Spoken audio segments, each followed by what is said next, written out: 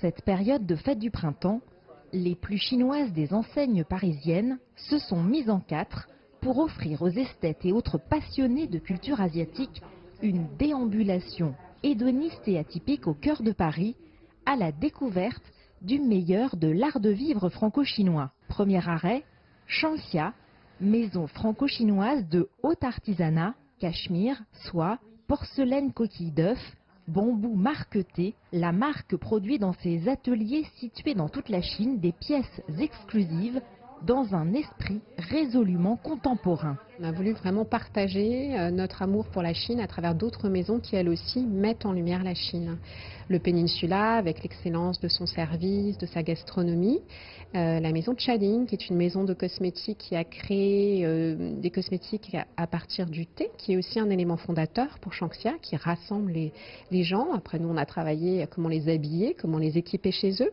Et la maison des voyages, qui invite les étrangers ou les Chinois à des voyages sur mesure pour découvrir à chaque fois le meilleur de la Chine. La boutique du quartier de Saint-Germain-des-Prés s'est même transformée en une élégante Macao avec un mini casino et des cadeaux pour les heureux gagnants. Pour Nathalie, venue découvrir le parcours, tous les éléments sont réunis pour une immersion dans les profondeurs de la culture chinoise en plein Paris. Après une expatriation à Hong Kong, je garde un vif intérêt pour la culture asiatique et le nouvel an chinois en particulier. Donc aujourd'hui, à travers ce parcours, c'est l'opportunité de vivre ça à Paris, à travers des enseignes très belles et de qualité. Et l'autre raison, c'est que je garde un intérêt très fort pour la calligraphie, l'artisanat. Voilà, cette journée et ce parcours me donnent l'occasion d'allier les deux. Et donc je suis très curieuse de voir ce que cette journée va nous apporter. Pour une exploration des traditions chinoises, direction la Maison des Voyages, en tuk-tuk, ces véhicules venus d'Asie mis à la disposition des visiteurs le temps du parcours. Une démonstration de calligraphie chinoise avec un spécialiste et de la manière d'accueillir le printemps en plaçant à l'envers le caractère qui signifie bonheur et un aperçu d'astrologie chinoise avec le sinologue Cyril Javary, grand connaisseur du I Ching, le livre du yin et du yang, texte fondateur de la civilisation chinoise.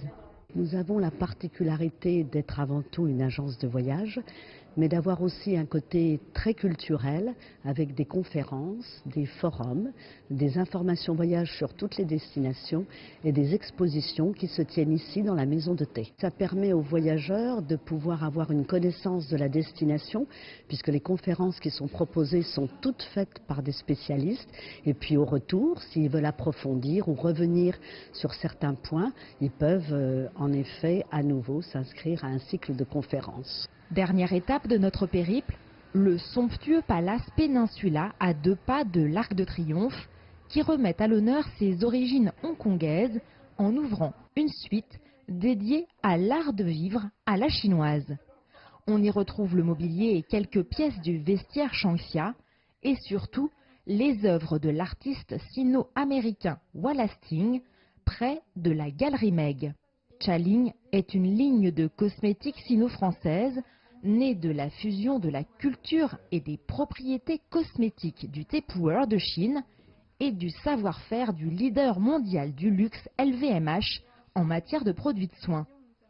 Les visiteurs pourront découvrir son protocole de soins à base de feuilles de Tupperware bio cultivées dans les forêts millénaires du Yunnan et même une initiation au gua sha, une technique de massage de la médecine traditionnelle chinoise. L'assemblage de 2 cultures et de 2 savoir-faire. La Chine est peut-être l'un des rares pays qui a à la fois la culture, le savoir-faire, donc l'esprit de la main, mais également l'imagination et le temps. Et ce sont les ingrédients qui permettent finalement d'accéder à ces maisons qui sont des maisons d'exception, des maisons de luxe. Voilà. Et ce que je trouve très intéressant, c'est qu'il y a maintenant plusieurs exemples de liens tissés entre la France et la Chine pour, par correspondance, se faire éclore ces marques de luxe. Et c'est le parcours qui nous est proposé aujourd'hui. Voyage initiatique au fil de lieux emblématiques d'un nouvel univers du luxe et de l'art de vivre sino-parisien. Ce parcours singulier offre aux visiteurs un autre regard sur la tradition chinoise et une belle occasion de vivre la fête du printemps à la parisienne. Jade Charles, CGTN, Paris.